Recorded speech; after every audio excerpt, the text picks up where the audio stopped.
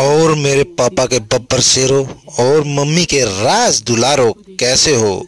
हम आपके लिए लेकर आए भूतिया चैनल पर फ्रॉम सीजन 1 के 5 एपिसोड की कहानी। हम इस चैनल के ऊपर लेके आते रहते हैं कोई ना कोई भूतिया कहानी, डरावनी, पिशाच की कहानी, आत्माओं की, चुड़ैलों की कहानियाँ। आप कमेंट करके बताएं आपको भी किसी फिल्म की कहानी सुननी है तो हम आपको सुनाएंगे, पूरी स्टोरी के साथ समझाएंगे। हमने इस सीजन की कहानी को पार्ट 1 और पार्ट 2 में डिवाइड किया है। यह है पार्ट 1। तो चलिए शुरू करते हैं भूतिया कहानी। डरना बिल्कुल मत। हमें एक अजीब से शहर को दिखा के की जाती है, जहां हम उनके शहरी बॉयड को देखते हैं जो सभी लोगों को अंधेरा होने से पहले घर जाने के लिए कह रहे होते हैं। जिनमें उनकी हेल्प कैनी नाम का एक लड़का भी करता है। और कैनी की मॉम की बात करें तो वो इसी शहर में एक रेस्टोरेंट चलाती है। साथ ही उसके डैड की हालत कुछ ठीक नहीं है, जिन्हें उसने एक हॉस्पिटल में रखा हुआ है। जिस हॉस्पिटल में हम ज्यादा पेशेंट्स तो नहीं देख सकते, लेकिन वहाँ पर हम और उसकी एक हेल्पर को देख सकते हैं। जिस बीच हम उस शहर में सभी के पास एक कॉमन पत्थर जैसी चीज देखते हैं, जिसे वो सभी अपनी डोर के पास लगा कर रखते हैं। साथ ही बॉयड के पुलिस स्टेशन की तरफ आए तो वहाँ पर हम देख सकते हैं कि उसने अपने एक बोर्ड पर ये लिखा है कि बगैर इंसिडेंट की 96 रात गुजर चुकी है, जो चीज हमें पहले तो समझ नहीं आती। और फिर आधी रात के समय हम देखते हैं कि एक परिवार अपने डैड का वेट कर रहा होता है, लेकिन वो नहीं आते क्योंकि वो बार में ही शराब पीकर ऐसे ही पड़े होते हैं। और उनके परिवार की तरफ आए तो वहाँ पर हम उनकी छोटी बेटी को देखते हैं, जो जब अपना बिस्तर लगा रही होती है तो उसी विंडो से किसी की आवाज आती है। और जैसे ही वो पर्दा हटा के देखती है तो वहाँ पर हम एक बूढ़ी औरत को देखते हैं, जिन्हें देखकर उसकी मॉम उसे वो खिड़की खोलने से मना करती है। लेकिन वो छोटी बच्ची अपनी माँ की बात नहीं सुनकर उस विंडो को ओपन कर देती है, जिस वजह से वो औरत एक भयानक क्रिएचर में बदल जाती है और उन लोगों को मार देती है।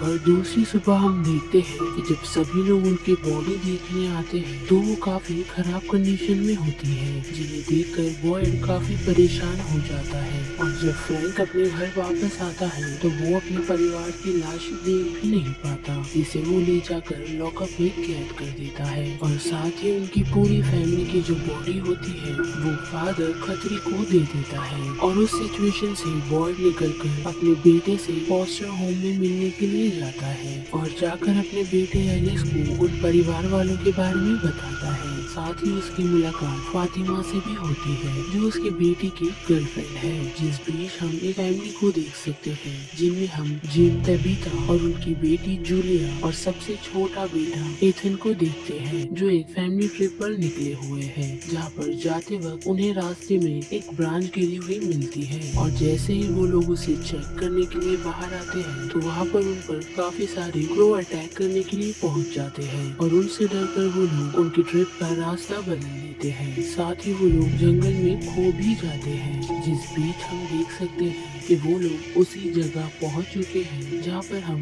फादर खतरी और बॉयड को देखते हैं, जो फ्रैंक के परिवार के फ्यूनरल में होते हैं। जिस बीच जब बॉयड की नजर उन लोगों पर पड़ती है तो सभी लोगों को ये कहता है कि हमें पता है कि पहली बार कैसा फील होता है, तो उन लोगों से सिर्फ मैं ही बात करूंगा, बाकी और कोई बात नहीं कर रहा। और इतना कहकर वो उन लोगों से बात करने के लिए चला जाता है, जहाँ पर वो उन्हें हाईवे का रास्ता तो बता देता है, लेकिन वो लोग ये नोटिस करते हैं कि वो लोग उसी शहर के आसपास ही घूम रहे होते हैं। इस वजह से जिम पैनिक हो जाता है और वो यू टर्न मारकर रास्ता ढूंढने की कोशिश करता है। जिस बीच उन लोगों का एक कार से एक्सीडेंट हो जाता है और उस कार में से निकल के शख्स उसी शहर में आकर सभी लोगों को उस बारे में बताता है। जिस सिचुएशन में सबसे पहले बॉयड ही पहुंचता है और उनके शहर में पहुंचे हुए शख्स को वो लोग क्रिस्टी के हॉस्पिटल पहुंचाते हैं, जिसे वो देखकर सीधा उन्हीं लोगों के पास चली जाती है,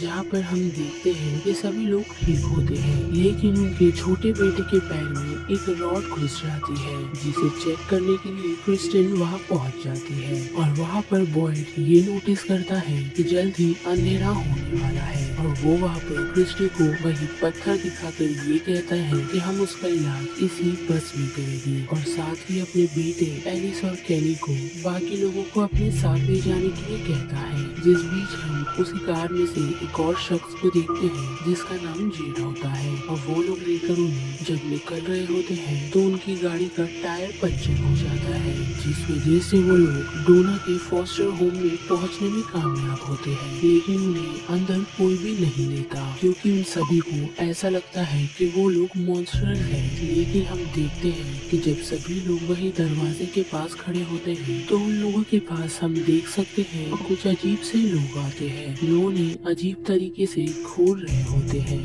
लेकिन उसी बीच डोना उन सभी को अंदर ले लेती है और फिर से बॉयड और उन लोगों की सिचुएशन पर आए तो वहाँ पर जिम को ऐसा लगता है कि बाहर खड़े हुए शख्स उनकी मदद करने के लिए आए हैं। लेकिन वहाँ पर बॉयड जिम को जैसे तैसे रोक लेता है ताकि वो जाकर कोई भी डोर ओपन ना करे और वो लोग वहाँ पर एथन का इलाज करने में लग जाते हैं। और फॉस्टर होम की तरफ आए तो वहाँ पर सभी लोग तबीता, जूलिया और जेड को वो लोग बांध देते हैं ताकि उन लोगों से कोई भी खतरा ना हो।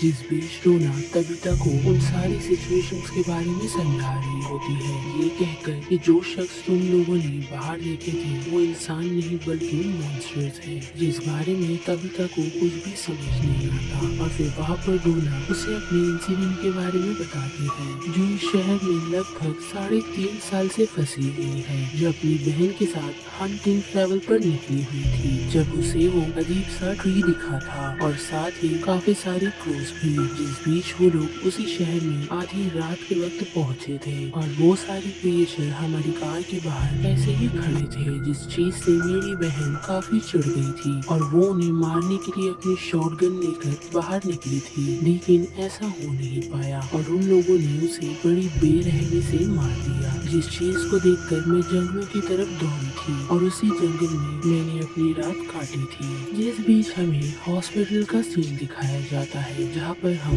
जेड के साथी को देखते हैं जिसका ख्याल रखने के लिए वहाँ पर क्रिस्टी ने सारा को छोड़ा है, जो वहाँ पर काफी अजीब सा बिहेव करती है और इस शख्स को बड़ी बेरहमी से मार देती है। साथ ही वो उस हॉस्पिटल का दरवाजा खोलकर वहाँ से निकल जाती है, जिस वजह से हम वहाँ पर काफी सारे क्रिएचर उस हॉस्पिटल में एंटर करते हुए देख सकते हैं, जो वहाँ पर केनी किड है और साथ ही उनकी नर्स को भी मार देती है। और दूसरी सुबह जब सभी लोग उसी तरफ पहुँचते हैं तो वो लोग यही चीज नोटिस करते हैं और साथ ही वो लोग जेड के दोस्त की मौत भी उन्हीं क्रिएचर की बदौलत समझते हैं। लेकिन हम देखते हैं कि सारा इस बारे में अपने भाई नेथन को जाकर बताती है और ये भी कहती है कि उसे वो सारी चीजें उसके दिमाग में सुनाई दे रही थी, जिस वजह से उसने ऐसा किया। जिस बीच हम देख सकते हैं कि जिम और उसकी फैमिली को डोना के फॉस्टर होम में रखा गया है। साथ ही वहाँ पर एथन को एक छोटा लड़का भी दिखता है जो कि उस फॉस्टर होम के अंदर नहीं बल्कि बाहर ही रहता है। जिस बीच हम देख सकते हैं कि जेड को होश आ गया है और वहाँ पर डोना जब उसे सारी चीज एक्सप्लेन कर रही होती है तो उसे ये सारी चीजें मजाक लगती है, जिसे चिढ़कर वो वहाँ से निकल जाता है और केनी और उसकी मॉम की तरफ आए तो उनके होटल में उनकी मदद करने के लिए और कोई नहीं बल्कि सारा ही रहती है। और नेथन अपनी बहन को देखकर वहाँ पर काफी पैनिक होता है, जो उसे घर चलने के लिए कहता है,